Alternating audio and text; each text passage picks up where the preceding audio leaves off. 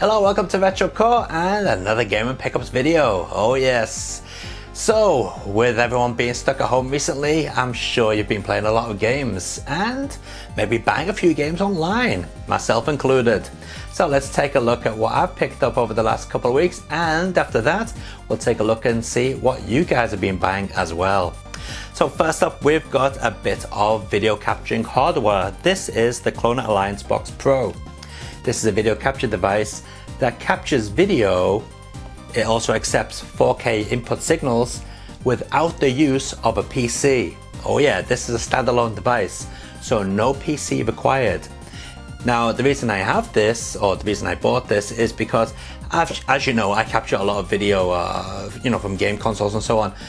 But they all have to be in this room because that's where my PC is. It's actually down there. So yeah, sometimes it's a bit of a pain connecting things up to that PC, got to reroute the cables and all that. So this is actually very convenient for me. I just plug in the console straight into the box, and then plug the box into the TV so I can see what's going on, and it captures all the footage onto a micro SD card or USB stick or even an external hard drive, whatever you want. So I'm going to be doing a review on this later on, maybe next week sometime, so keep an eye open for that. Okay, now also a bit more hardware was bought. We have this extra Xbox 360 hard drive here. This is 250 gigabytes. Now you're probably wondering, why did I buy this? Because I have a Xbox One Elite, an Xbox 360 Elite. Well, yeah, I did. But the thing is, recently, as you know from the last Game & Pickups video, I've been buying quite a lot of Xbox 360 games, and the noise out of that Elite was unbearable. It sounded like a jumbo jet taking off. In fact, I couldn't even play games with the sound coming through the stereo system because the noise of the Xbox 360 was just so annoying and so loud that I'd have to turn up the amp way over what it should be turned up to, and that basically annoyed everybody. Now, I could play with headphones on, but I don't want to play with headphones on all the time, and this games room is actually over the corridor from from our bedroom. And if I'm playing Xbox 360 at night, the noise of that thing kept my wife awake, even though the doors were closed. So I went and bought an Xbox One, and I can't even say no, an Xbox 360 Slim. And here it is, second-hand, but as good as new, and only for 7,000 yen. So not too bad at all. Looking forward to getting lots of use out of that in the future. And let me tell you, that thing is silent. It's like my Xbox One Pro. It's completely silent. You can't hear it. It's really night and day between that and the old Elite model. All right. So the rest of the talking about 360, let's talk about this one here. This is the only 360 game bought recently. This is Shadi. I presume that's how it's pronounced.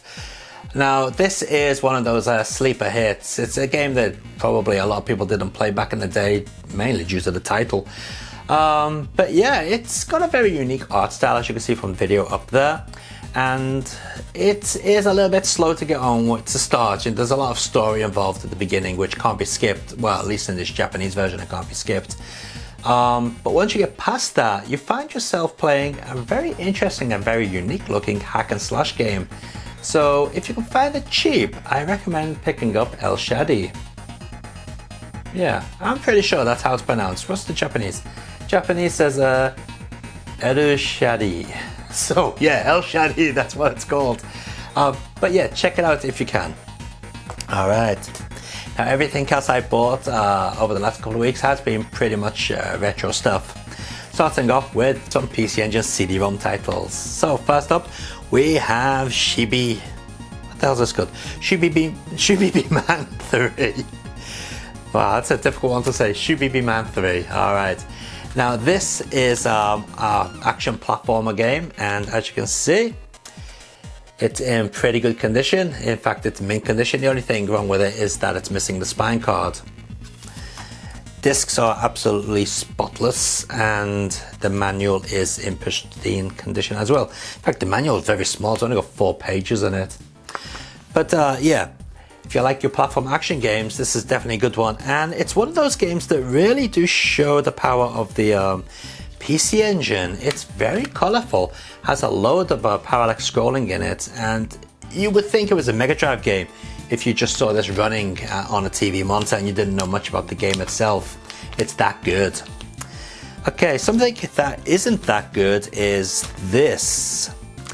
This is a False Armor. Now this cost a fortune. This is really expensive. This is not the repro by that PC Engine company, whatever they're called, who are doing all the repros. This is not a repro, this is the real deal. And this is expensive. And to be honest, even though it's expensive, that doesn't mean it's good. It's a bit slow. I mean, it has potential, but it's just too slow, and the actual design of the levels isn't very good. You can die many times from, you know, things which you can't see, and just so many things wrong with it. So as I said, it's slow, the controls are a little bit awkward, especially the jump and attack thing that you do is a little bit off. And yeah, I mean, it just had so much potential, but sadly let down. And yeah, a bit of a waste of cash actually, but with PC Engine games, it's probably going to go up in price, so maybe I could sell it on in the future, who knows. But yeah, definitely not one worth picking up, that's for sure. And finally, on the PC Engine CD, we have Wonderboy 3 Monsters Lair. Now, I find it very funny that this one actually got released as Wonderboy, but all the other Wonderboy games on the PC Engine were renamed to, what were they renamed to? Not Super Adventure Island, although that is also Wonderboy. Can't remember what they're renamed to now. Anyway, it'll come to me. I'll write it in text down here at the bottom of the screen. But yeah, this is a platformer mixed with some shoot 'em up sections. It's also on the Mega Drive. And the Mega Drive version does kind of look better because it has parallax scrolling and so on. But the PC Engine version is more colorful and does have the CD soundtrack, which some people may prefer or not prefer of the original version. But anyway, it's a pretty cheap game and definitely worth your time. And the last thing I bought this week, believe it or not, I never had this. I thought I did. And I went into the cupboard to look for it when I did the Bare Knuckle or Streets of Rage Battle of the Ports, and I couldn't find the cartridge, so I had to use an EverDrive to play it. But I thought I owned this and I didn't. Yeah, it's the original Japanese Bare Knuckle. Now this cost me 2,000 yen, but it is brand new old stock. It is immaculate, it's mint, it's as if it's brand new. Just take a look at that. That is amazing. The cartridge has no scratches on it whatsoever. The manual is pristine. It has never ever been used. The cartridge pins are also pure bronze. I mean, you can't see that on the video, even though the video is in 4K, you can't see that. But it is absolutely mint, never been used. So I am so happy to get that for that price. And what is better is now I can add it to my Bare Knuckle 2 and of course Bare Knuckle 3. So we have the trilogy on the Mega Drive and all of them in mint condition. Although that is the newest edition. Actually, I think they're in mint condition. I haven't seen these in so long. Yep. There you go, Bare Knuckle 2, looking good. And Bare Knuckle 3, which was the most expensive of them all. Yep, that's also in mint condition, and the poster is in there as well. Actually, I don't know if you know, but Mega Drive games did come with posters sometimes advertising new games and instructions and so on. In fact, this one isn't a poster advertising new games. It's just the moveset. Oh yeah, moveset for everybody. Alright. Wow, still smells new as well.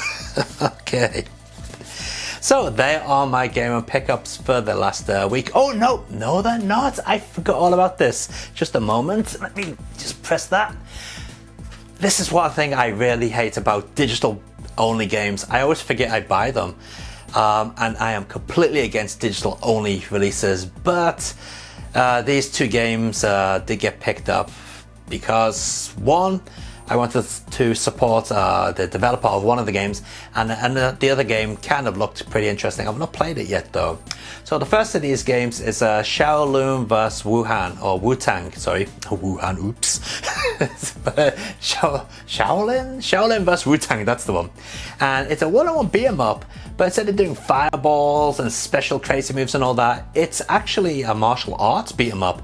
And it was developed by one guy. Of course, he had some help with graphics and sound and so on, but it's basically a one guy developed game. And I thought, you know, even if the game's crap, I'm going to support the guy. And as you can see from the video up there, it's actually pretty interesting. And it's a couple of look-alike characters in there. They're not officially the characters who you think they are, but I'm sure they're meant to look like those characters.